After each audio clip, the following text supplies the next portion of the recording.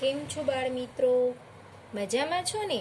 તો આપણે standard 8માં maths સબ્જેક્ટમાં chapter 8ની અંદર સ્વાધ્યાય 8.2 ની અંદર આપણે દાખલા નંબર 6 જોઈએ. જો બાળ મિત્રો આપણે પહેલાં રકમ વાંચીશું, એના આધારે આપણને સમજણ પડે કે આપણે શું કરવાનું છે. તો અહીંયા વેચાણ દરમિયાન એક દુકાનમાં બધી વસ્તુઓમાં છાપેલી કિંમત પર 10% વળતર મળતું હતું. જો બાર મિત્રો, આપણે આગળના દાખલામાં જોયું કે વળતર, બરાબર, એટલે તે તમને ખબર છે આપણને શું મળે છે? ફાયદો. બરાબર, શું મળે છે?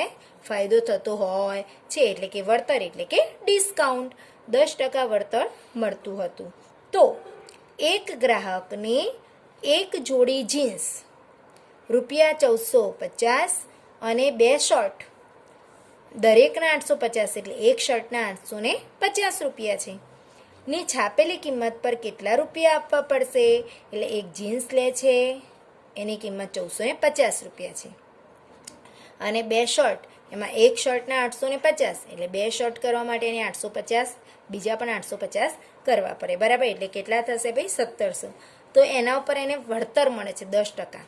તો એને કેટલા રૂપિયા આપવા પડે? એટલે આ વળતર મળે એટલે તમને ડિસ્કાઉન્ટ મળે. તમે કરો છો ને કે ભાઈ 10% ડિસ્કાઉન્ટ, એટલે 100એ તમને 10 રૂપિયા ઓછા થાય. કેટલા? 100એ 10 રૂપિયા ઓછા થાય.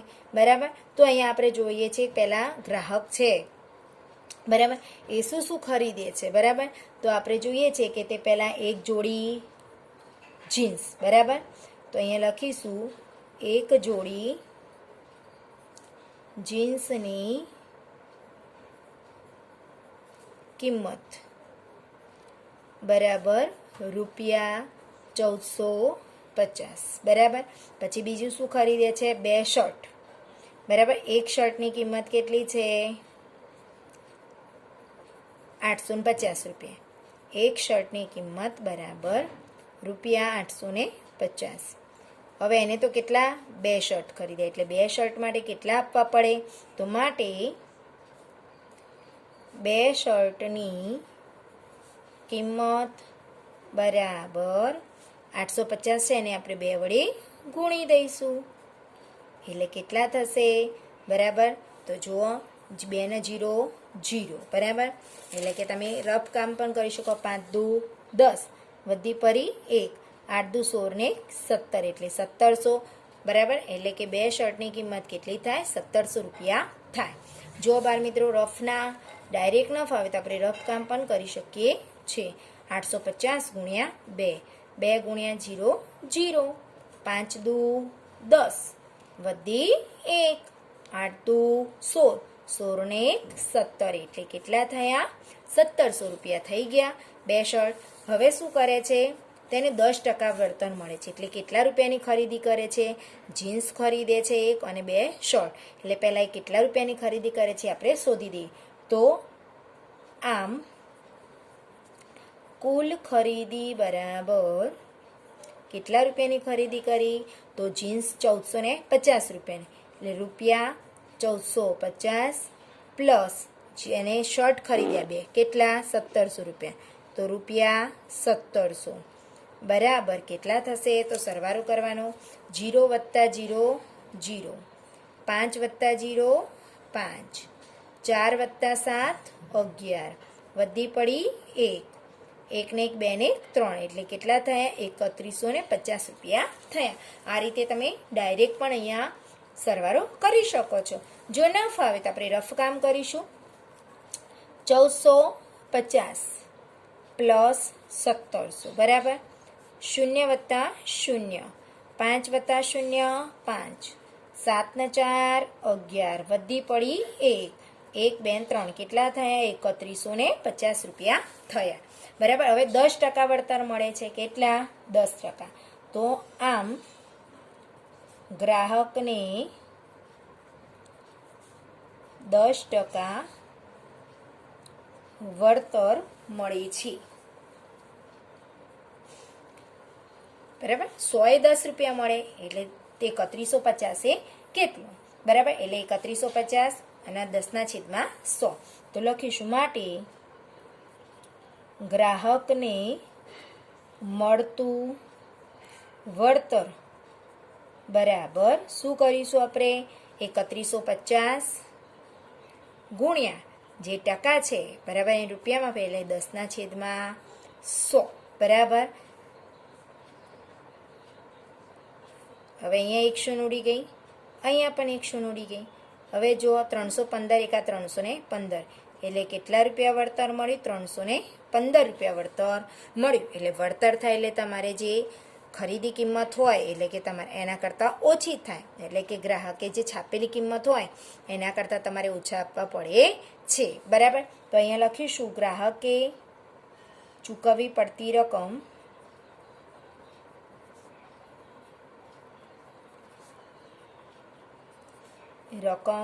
બરાબર કુલ કેટલા હતા? એને 3150ની ખરીદી કરી બરાબર. એમાં એને કેટલું વળતર મળે છે? 315 રૂપિયા. તો અહીંયા લખીશું કુલ કિંમત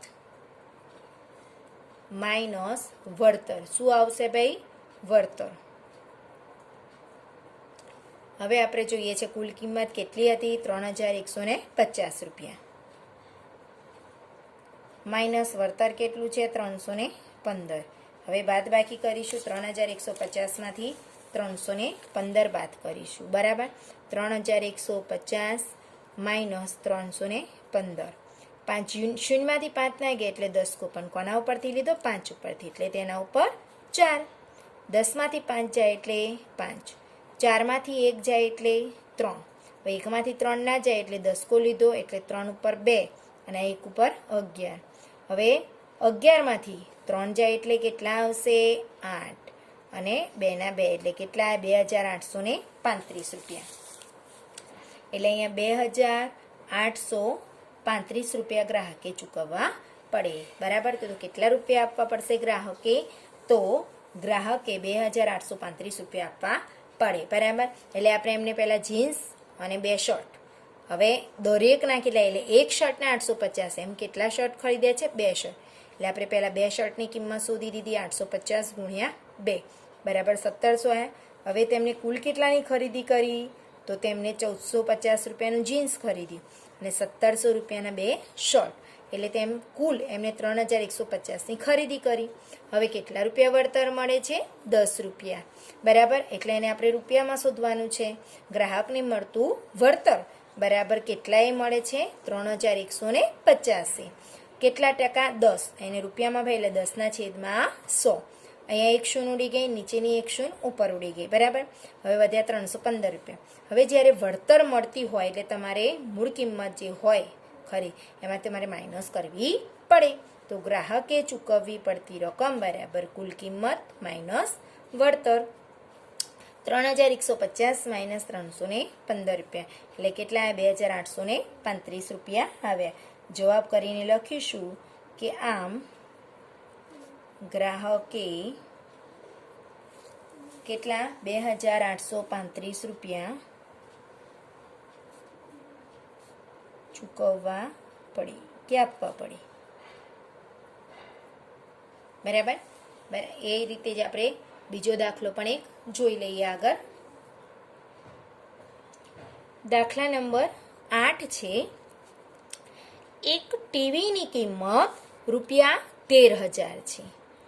તેના પર 12% જીએસટી લગાડવામાં આવે છે બરાબર. જીએસટી એટલે આપણે ભારત સરકાર દ્વારા જે કરવેરો લેવામાં આવતો હોય છે તે.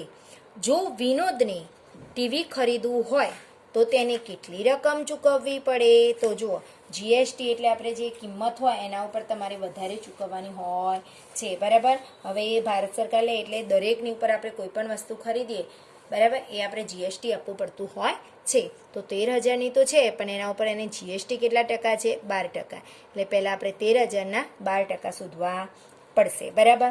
હવે એની વેચાણ કિંમત કેટલી છે? 13,000 રૂપિયા. તો આપણે લખીશું ટીવીની વેચાણ કિંમત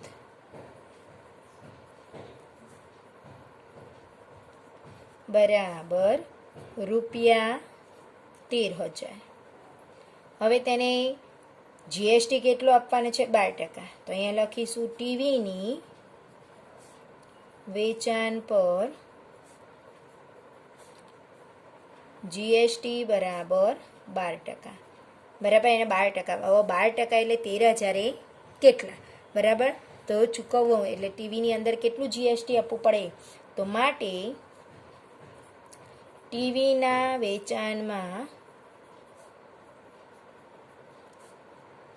કુલ જીએસટી બરાબર,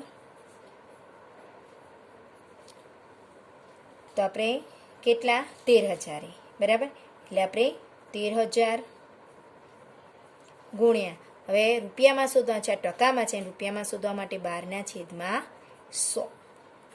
હવે અહીંયા 1 શૂન્ય ગઈ, અહીંયા પણ 1 શૂન્ય ગઈ, એટલે 130 ગુણ્યા 12, એટલે કે આપણે પહેલાં 13 ગુણ્યા 12 કરી દઈશું. બરાબર, તો અહીંયા આપણે 13 ગુણ્યા 12 કરીશું.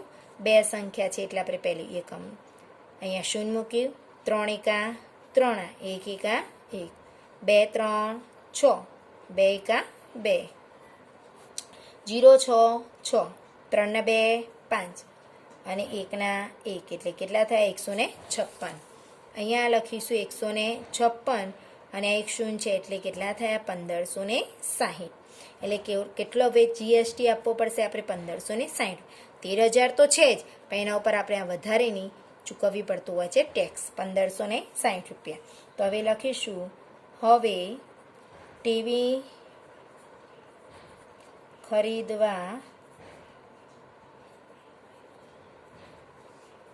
ચૂકવવાની રકમ બરાબર ટીવીની કિંમત છે એના ઉપર આપણે જીએસટી આપો, એટલે ટીવીની કિંમત પ્લસ જીએસટી. બરાબર, હંમેશા જીએસટી પ્લસ થાય, વળતર હોય એ માઇનસ થાય. બરાબર, હવે ટીવીની કિંમત કેટલી હતી? 13,000 અને જીએસટી કેટલો આવ્યો? 1560. બરાબર, હવે જુઓ 1560 આપણે ઉમેરીએ છીએ, 13,000 પ્લસ 1560, 0 અને 0 0, 0 વત્તા 6 0, 0 વત્તા 5 5, 3 ને 1 4 અને 1, એટલે કેટલા થયા? 14,560 રૂપિયા થાય. તો અહીંયા લખીશું 14,560 રૂપિયા. બરાબર, તો આમ એને કેટલી રકમ ચૂકવવી પડે? 14,560 રૂપિયા ચૂકવવા પડે. બરાબર, ધ્યાન રાખો બાળ મિત્રો, જીએસટી હોય એ આપણે વધારે ચૂકવવો પડે, જેટલી કિંમત તો હોય એના ઉપર આપણે વધારે ચૂકવવી પડતી હોય છે. હવે તો દરેક ઉપર ટેક્સ હોય છે બાળ મિત્રો. તમે કોઈ રિલાયન્સમાં કે મોલમાં જાઓ ત્યાં તમને બાજુમાં જીએસટી લખેલું હોય છે, કોઈ પણ વસ્તુ એના ઉપર જીએસટી 13 રૂપિયા હોય, 50, જેટલી રકમ એ પ્રમાણેની થાય. બરાબર, તો અહીંયા આપણે કેટલા ટકા જીએસટી રહે છે? 12%. એની વેચાણ કિંમત તો 13,000 હતી, કેટલા ટકા જીએસટી? હવે 13,000નું 12% કેટલું થાય એ શોધવું પડે. તો ટીવીના વેચાણમાં કુલ જીએસટી બરાબર 13,000 ગુણ્યા 12/100, 8% છે. હવે આપણે કિંમત શોધવાની છે, એટલે 12ને 100 વડે શું કરી દઈએ છીએ? ભાગી દઈએ છીએ. 2 શૂન્યોડી ગઈ, 130 ગુણ્યા 12 કેટલો જવાબ આવ્યો? 1560 રૂપિયા. હવે ટીવી ખરીદવા ચૂકવવાની રકમ એટલે કે 1560 જીએસટી છે અને કુલ કિંમત કેટલી હતી? 13,000. તો હવે તમે કેટલા રૂપિયા ચૂકવશો? તો હંમેશા બાર મિત્રો યાદ રાખજો, જીએસટી હોય એટલે ટીવીની કિંમત અને જીએસટી બંનેનો શું કરવો પડે? સરવાળો કરવો પડે. 13,000 પ્લસ 1560 એટલે કેટલા થયા? 14,560 રૂપિયા થયા. તો જવાબ કરીને લખીશું કે આમ વિનોદે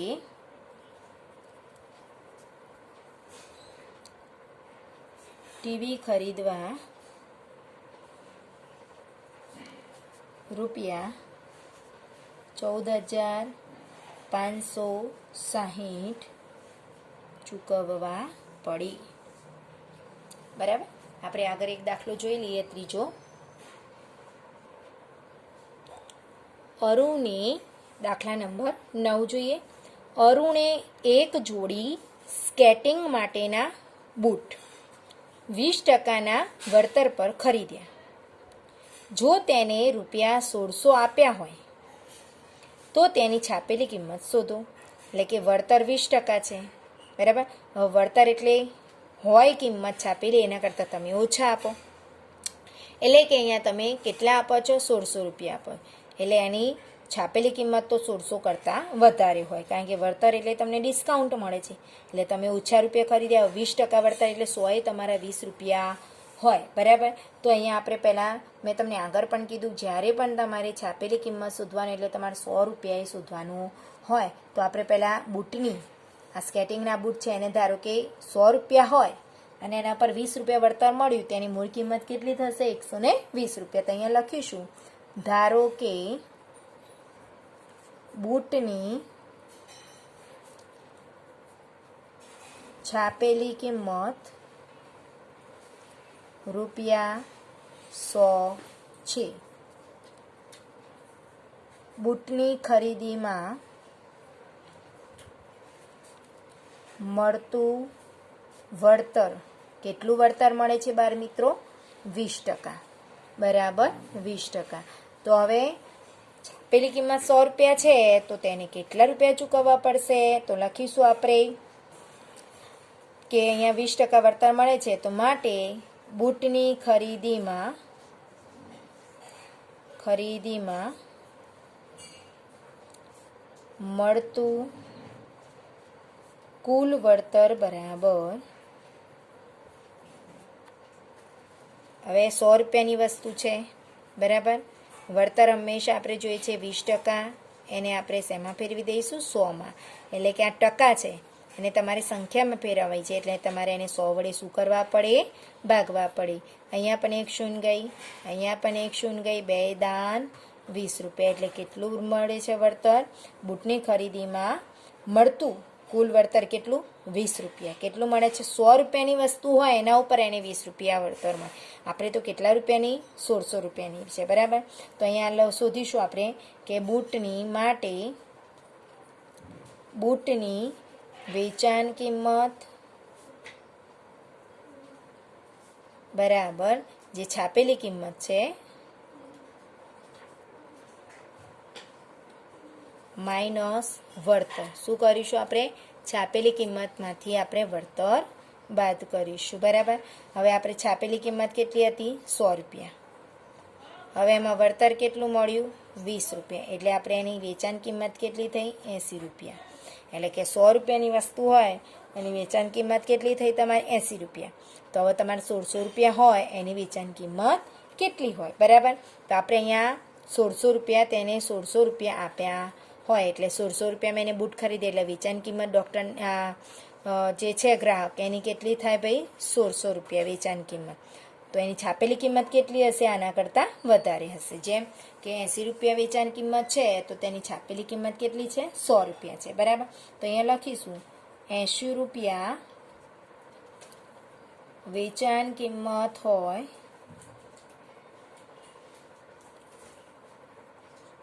તો છાપેલી કિંમત બરાબર રૂપિયા 100. માટે કેટલી છે? એની વેચાણ કિંમત 1600 રૂપિયા. 1600 રૂપિયા વેચાણ કિંમત હોય